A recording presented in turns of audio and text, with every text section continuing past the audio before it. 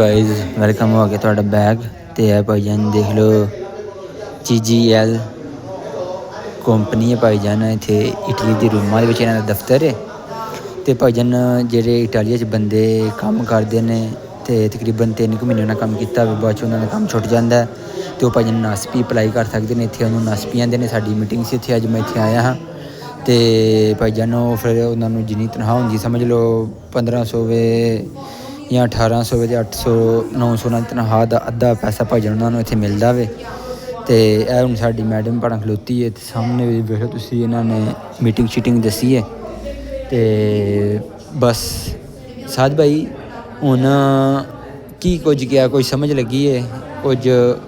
बई तुसीं मैनूं तो उन्हें कहा भाई अगर तुसीं छुट्टी करदे हो ना तो WhatsApp ते ज़बानी नहीं लिख के दस देना भी मैं छुट्टी करनी तो इस वजह तो कंपनी तुहानूं कम्म तो कढ़ सकदी तो फिर तुसीं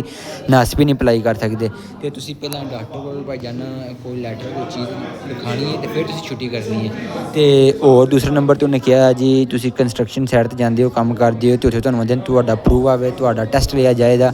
तो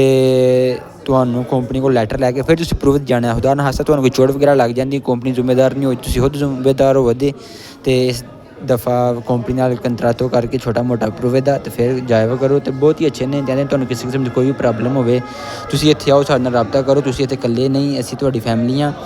ਤੇ ਭਾਈਜਾਨ ਤੁਸੀਂ ਇਟਲੀ 'ਚ ਤੁਹਾਡਾ ਵੈਲਕਮ ਕੀਤਾ ਜਾਂਦਾ ਵੇ ਤੇ ਬਾਕੀ ਹੋਰ ਬਹੁਤ ਅੱਛੀਆਂ ਉਹਨਾਂ ਗੱਲਾਂ ਦਸੀਆਂ ਨੇ ਕਿਸੇ ਕੰਮ ਦੇ ਮਤਲਬ ਤੁਹਾਡੇ ਕੋਲ ਇਜ਼ਾਫੀ ਕੰਮ ਲਿਆ ਜਾਂਦਾ ਤੁਹਾਨੂੰ ਪੈਸੇ ਘੱਟ ਦਿੱਤੇ ਜਾਂਦੇ ਨੇ ਤੁਸੀਂ ਨਗਦ ਇਹਨਾਂ ਕੋਲ ਪੈਸੇ ਨਹੀਂ ਲੈਣੇ ਕੈਸ਼ 'ਚ ਪੈਸੇ ਨਹੀਂ ਲੈਣੇ ਤੁਸੀਂ ਆਪਣੇ ਭਾਈਜਾਨ ਅੱਜ 'ਚ ਪੈਸੇ ਨਹੀਂ ਫੜਨੇ ਤੁਸੀਂ ਆਪਣੇ ਬੈਂਕਿੰਗ ਸਿਸਟਮ ਦੇ ਅੰਦਰ ਪੈਸੇ ਫੜਨੇ ਨੇ ਕਿਉਂਕਿ ਉਹਦੇ ਨਾਲ ਇਟਾਲੀਆ ਹਕੂਮਤ ਨੂੰ ਵੀ ਫਾਇਦਾ ਹੁੰਦਾ ਤੁਹਾਨੂੰ ਵੀ ਫਾਇਦਾ ਹੋਵੇਗਾ ਅਤੇ ਅਗਰ ਕੱਲ੍ਹ ਨੂੰ ਤੁਸੀਂ ਨਾਸਪੀ ਅਪਲਾਈ ਕਰਦੇ ਹੋ ਕੰਮ ਸ਼ਮ ਮੈਂ ਨਹੀਂ ਕਰ ਰਿਹਾ ਠੀਕ ਹੈ 3 ਮਹੀਨੇ ਜਿਵੇਂ ਹੋ ਗਏ ਨੇ ਕਿ ਮੈਂ ਹੁਣ ਫੜ ਦਿੱਤਾ ਮੈਂ 3 ਮਹੀਨੇ ਕੰਮ ਕੀਤਾ 3 ਮਹੀਨਿਆਂ ਤੋਂ ਬਾਅਦ ਮੇਰਾ ਕੰਟਰੈਕਟ ਖਤਮ ਹੋ ਗਿਆ ਮੈਨੂੰ ਕਾਪੋ ਨਹੀਂ ਕੰਮ ਦੇ ਰਿਹਾ ਜਾਂ ਹੋਰ ਕਿਸੇ ਕੰਮ ਨਹੀਂ ਮਿਲ ਰਿਹਾ ਮੈਂ ਨਾਸਪੀ ਅਪਲਾਈ ਕਰ ਸਕਦਾ ਵਾਂ ਅਤੇ ਆ ਕੇ ਇੱਥੇ ਭਾਈਜਾਨ ਇਹਨਾਂ ਕੋਲੋਂ ਮਹੀਨਾ ਪੈਸੇ ਲੈ ਸਕਦਾ ਵਾਂ ਠੀਕ ਹੈ ਤਾਂ ਭਾਈ ਅੰਬੇਦਕਰ ਸਾਹਿਬ ਹੋਰਾਂ ਨਾਲ ਆਇਆ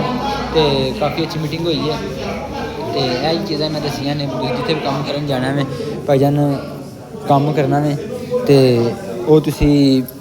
ਸਾਡਾ ਲਿਖ ਪੜਤਾਲਾ ਕਰਨਾ ਠੀਕ ਹੈ ਜ਼ਬਾਨੀ ਕਲਾਮੀ ਕੰਟਰਾਤੋ ਕਿਸੇ ਨਾਲ ਵੀ ਨਹੀਂ ਕਰਨਾ ਇਹ ਚੀਜ਼ਾਂ ਇਹਨਾਂ ਨੇ ਦਸੀਆਂ ਨੇ ਠੀਕ ਹੈ ਅਤੇ ਇਹ ਚੀਜ਼ਾਂ ਸਾਡਾ ਕਰਾਉਣ ਵਿੱਚ ਜਿਹੜੇ ਤੁਸੀਂ ਕੰਮ ਕਰਦੇ ਹੋ ਕਾਰੋਬਾਰ ਕਰਦੇ ਹੋ ਥੋੜ੍ਹਾ ਲਿਖ ਪੜ੍ਹ ਲਿਆ ਕਰੋ ਅਤੇ ਬਹੁਤ ਹੀ ਅੱਛੀ ਮੀਟਿੰਗ ਸੀ ਅਤੇ ਓਕੇ ਬਾਏ ਲਵ ਯੂ ਚਾਓ ਚਾਓ ਅਰੇ ਦੇਰ ਸੀ ਅੱਲਾ ਹਾਫਿਜ਼ ਭਾਈ ਮੁੰਡੇ ਸਰ ਤੁਹਾਨੂੰ ਕੀ ਪਤਾ ਲੱਗਿਆ ਮੀਟਿੰਗ ਦੇ ਵਿੱਚ ਤੁਹਾਨੂੰ ਕੀ ਪਤਾ ਲੱਗਾ ਮੀਟਿੰਗ 'ਚ ओके बाय अल्लाह हाफिज़ शामा भाई इन्नी को नींदर आई है ना अच्छा